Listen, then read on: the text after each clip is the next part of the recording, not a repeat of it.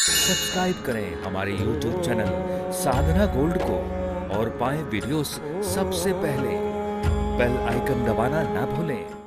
भगवान शंकर जी की आधी परिक्रमा ही क्यों लगाई जाती है? भगवान नारायण की 4 परिक्रमा होती हैं, राम जी की, कृष्ण जी की, परंतु शंकर जी की कितनी परिक्रमा होती हैं? कितनी? आधी। शंकर जी की आधी परिक्रमा, यूं जाओ और वापस आ जाओ, ये परिक्रमा शंकर जी की पूरी परिक्रमा नहीं होती। शंकर जी के मंदिरों में पूरी परिक्रमा नहीं लगाते, आधी लगाते। पता है ये बात कि नहीं? नहीं? अच्छा, अब पता करो लो। ये बताओ कि ये परिक्रमा आधी क्यों लगाई जाती है? इसका कारण क्या है? शंकर जी का एक बहुत बड़ा भगत था, वो रोज शंकर जी की परिक्रमा करता और शंकर जी के सामने बैठा रहता, लेकिन वो ऐसा था कि शंकर जी की पूजा तो करता पर माता पार्वती की पूजा ना करता।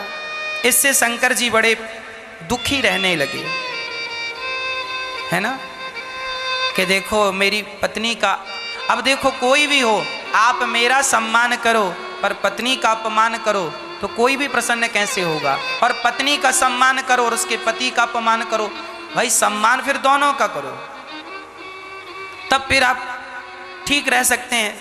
अब भगत है और वो कह रहा है कि हम शंकर जी की पूजा करेंगे पर ये माता पार्वती की नहीं करेंगे, तो वो रोज अब शंकर जी और पार्वती कैलाश में साथ साथ बैठी रहे, तो ये क्या करे, शंकर जी की परिक्रमा लगाए तो पार्वती के बीच से, शंकर पार्वती के बीच से निकल जाए।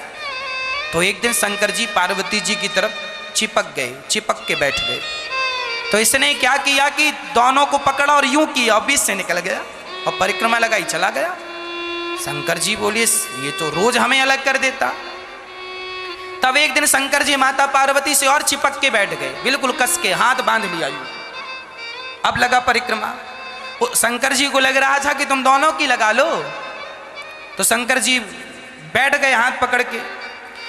तो उसने क्या किया, वो भी मायावी था, उसने चींटी का रूप बनाया और कहीं से जगह मिली तो चींटी बन के शंकर जी के पास से निकल गया, परिक्रमा हो गई। शंकर जी बोले ये तो बड़ा चतुर निकला, शंकर जी की तो भक्त है तो रूप तो बदल ही सकता है। शंकर जी बोले बच्चू अब तुम्हारा दिमाग नहीं चलेगा। तब शंकर जी ने क्या किया, अर्धनारेश्वर बन गए। तब से शंकर जी अर्धनारेश्वर कहलाए।